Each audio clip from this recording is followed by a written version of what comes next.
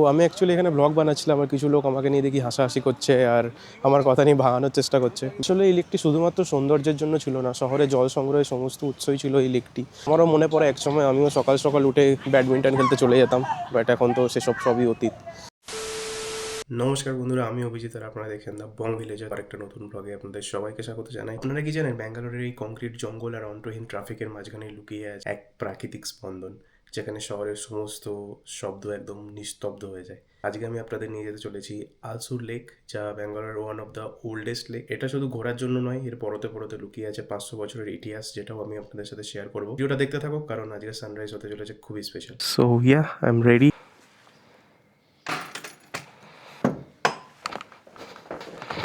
বুঝতেই পারছো, চলে এসেছি আমাদের বাইক লালুতে। চলো বাইকটা স্টার্ট করে নিই, তো যাওয়া যাক। তোমরা কি জানো আমার সকালের ব্যাঙ্গালোর কেন এত ভাল লাগে?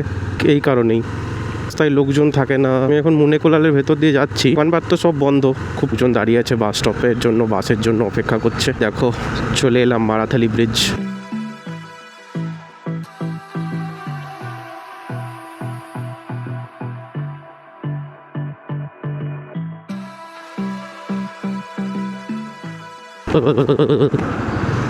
ভাই এগুলো রাখার কি কারণ ভাই?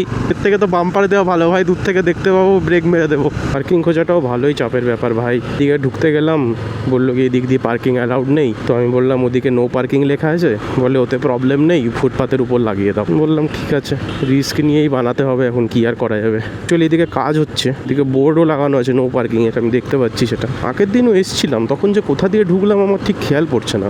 উপরেই চড়িয়ে দিতে বললো, এর উপরেই চড়িয়ে দিই, আমার কি এখানে লাগিয়ে দেবো। এর কথাই বলছিল। এখন আমি 3বার ঘুরলাম কেন এখান দিয়ে। গাড়ি তো এখানে পার্ক হয়ে গেল, এবার দেখি ভেতরে কোথায় ঢোকা যায়। বুঝতেই পারছো আমি এখন চলে এসেছি একদম আলসুর লেকের কাছে। ভেতরে ঢুকবো আর ভেতরে ঢুকে তোমাদেরকে দেখাবো যে ভেতরে কি কি আছে। সামনে কিছু স্ট্রিট ফুডও দেখতে পাচ্ছি, এখানে একটা কাকু বসে আছে, যে ভেতরের দিকে আছে লেকটা। চলো আগে ভেতরে যাওয়া যায়। হচ্ছে গেট। আগে যখন এসেছিলাম এই দিকটাতেই ঢুকেছিলাম, বাট এখন তো এই দিকটা বন্ধ করে দিয়েছে, কাজ চলছে, তার জন্য এই গেট। যে লেকটা, এটা অ্যাকচুয়ালি 1600 শতকে তৈরি হয়েছিল বিজয়নগর সাম্রাজ্যের সময়। তো তখন যে রাজা ছিলেন, সামন্ত রাজা, যার নাম ছিল কেম্পেগৌড়া II, তো সেই সময় এতে প্রতিষ্ঠিত হয়েছিল।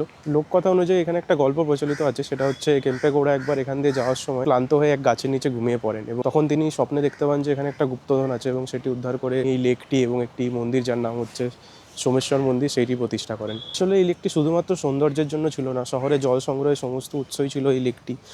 আর দেখে বুঝতেই পারছো কতটা বড়। তো সেই সময় চাষের জন্য, খাবার জন্য সব রকম জলই এখান থেকে সংগ্রহ করা হতো আর কি। আর এই লেকের আরেকটা বিশেষত্ব আছে, সেটা হচ্ছে এই লেকে মানে অনেকগুলো ভেতরে ভেতরে ছোট ছোট দ্বীপ রয়েছে। তো এটাই হচ্ছে এই লেকটার একটা বড় বিশেষত্ব।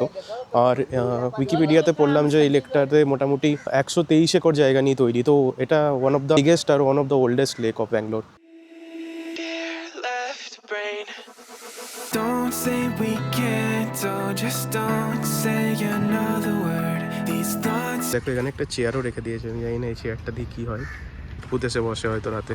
সময়ের সাথে সাথে যেরকম বলছিলাম আর কি, তো ইতিহাসে কৃষিকাজের জন্য আর খাবার জলের জন্য এটা কতটা ইম্পর্টেন্ট ছিল সেটা তো তোমরা শুনলে। তারপর সময়ের সাথে সাথে এই জায়গাটির দখল নেয় ব্রিটিশরা। তো সেটা ছিল 1800 শতকের শেষ দিকে। তখনই ওরা এখানে ক্যান্টনমেন্ট গড়ে তোলে, আর তখন তাদের জন্য রণকৌশলের জন্য খুব গুরুত্বপূর্ণ হয়ে ওঠে এই জায়গাটা। তোমরা কি জানো এই জায়গাটার নাম আলসুর লেক কেন? কারণ তখনকার অরিজিনাল নাম যেটা ছিল সেটা হচ্ছে হালাসুরু। হালা শব্দের অর্থ হচ্ছে কাঁঠাল বা জ্যাকফ্রুট, রু শব্দের অর্থ হচ্ছে গ্রাম। ইট মিনস কি এখানে অনেক কাঁঠাল তৈরি হতো আর কি। বাট শুরু থেকে যেমনটা হয়ে আসছে আর কি, তো ব্রিটিশরা আমাদের ইন্ডিয়ান ওয়ার্ড খুব ভালো একটা উচ্চারণ করতে পারতেন না, তো তাদের তখন কথাতেই হালাসুরু থেকে ওয়ার্ডটা হয়ে যায় আলসু। আচ্ছা একবার ভাবুন তো, ব্রিটিশরা যদি হালাসুর শব্দটা ঠিক করে উচ্চারণ করতো, তাহলে আজকে আমরা কাঁঠাল লেকে দাঁড়িয়ে অ্যাকচুয়ালি হালাসুর লেকে দাঁড়িয়ে ব্লগ করতে পারতাম। থ্যাঙ্কস গড দ্যাট যে ওরা উচ্চারণ করতে পারতো না। আর আরেকটা ব্যাপার হচ্ছে, এখানে বসেছিলাম কিছু, দু একটা কচ্ছপও দেখতে পেলাম। জানি না এখানে বড় কচ্ছপ আসে কিনা, আমি দুটো ছোট ছোট কচ্ছপের বাচ্চা টাইপের দেখতে পেলাম। তো ভাগ্য ভালো থাকলে তোমরা এটাও দেখতে পাবে। যোগেশ ভাই এখানে ঘুমানোর জায়গা খুঁজছে। এখানে আস্তে আস্তে দেখলাম যে শুধুমাত্র লেকই নেই, এখানে অনেক আশেপাশে পার্কও আছে, যেখানে অনেক এক্সারসাইজ করছে আর কি। আর জগিং আর ওয়াকিং তো চলছেই, তার সাথে শুধু ওয়াকিং জগিং নয়, অনেকে ফুটবল, ক্রিকেট, ব্যাডমিন্টন এইসবও অনেকে খেলছে, তো সেই সব জায়গাও আছে। এখানে ফুটবল খেলা চলছে। আমারও মনে পড়ে একসময় আমিও সকাল সকাল উঠে ব্যাডমিন্টন খেলতে চলে যেতাম, বাট এখন তো সেসব সবই অতীত। এবার আসি কিছু ইন্টারেস্টিং ফ্যাক্টসে। এই লেকটা 125 একর জায়গা নিয়ে গঠিত, একটা বড় আর অনেক পুরনো লেক। তার সাথে হচ্ছে এর মধ্যে অনেকগুলো ছোট ছোট দ্বীপ ছড়িয়ে রয়েছে। আর এই লেকের একটা বড় অংশ ইন্ডিয়ান নেভির আন্ডারে আছে। তো এখানে একটা ট্রেনিং সেন্টারও আছে, যার জন্য এখানে সব জায়গায় ঘোরা অ্যাকচুয়ালি অ্যালাউড নয়। তো অনেকক্ষণ ধরে হেঁটে হেঁটে একটু ক্লান্ত হয়ে গেছি, তার জন্য এখানে বসে আছি। এখানে এরকম বসার জায়গাও দেওয়া আছে। তো এই জিনিসটা একদিক দিয়ে ভালো যে হেঁটে হেঁটে ক্লান্ত হয়ে গেলে একটু বসতেও পারবে আর কি। সকালবেলায় হাঁটার জন্য খুবই ভালো একটা জায়গা, মানে খুবই মনোরম পরিবেশ আর অনেকটা বড় এরিয়া জুড়ে। তো ওয়াকিং আর জগিংয়ের জন্য অনেকটা জায়গা পাওয়া যাবে। এখানে আরেকটা অ্যাট্রাকশনও আছে, সেটা হচ্ছে এখানে বোটিং, বোট রাইডও অ্যাভেলেবেল আছে। তো এখন তো দেখছি না চলতে, বাট আগেরবার যখন এসেছিলাম তখন চলছিল। তো দেখতে দেখতে আমি নিজেও অনেকটা হেঁটে ফেললাম আর কি। বোঝাই গেল না যে কখন আমি এতটা হেঁটে ফেললাম। আগেরবার যখন এসেছিলাম এক জায়গায় চুপচাপ বসেছিলাম আর কি, বাট এখন তো অনেকটা হাঁটা হয়ে গেল। আর সামনে দেখো এরকম ফাঁকা এরিয়াও আছে, এখান থেকে আমি লেকের পুরো ভিউ পাচ্ছি। তো একবার জাস্ট দেখো লেকটা কত বড়, 125 একরের লেক কেমন হয় সেটা এখানে একবার দেখো। এই দেখো এখানে ক্রিকেট চলছে বাচ্চাদের। এই দেখো এখানে দেখলাম কি সুন্দর গোলাপি গোলাপি ফুল ফুটে আছে, কি সুন্দর লাগছে দেখতে।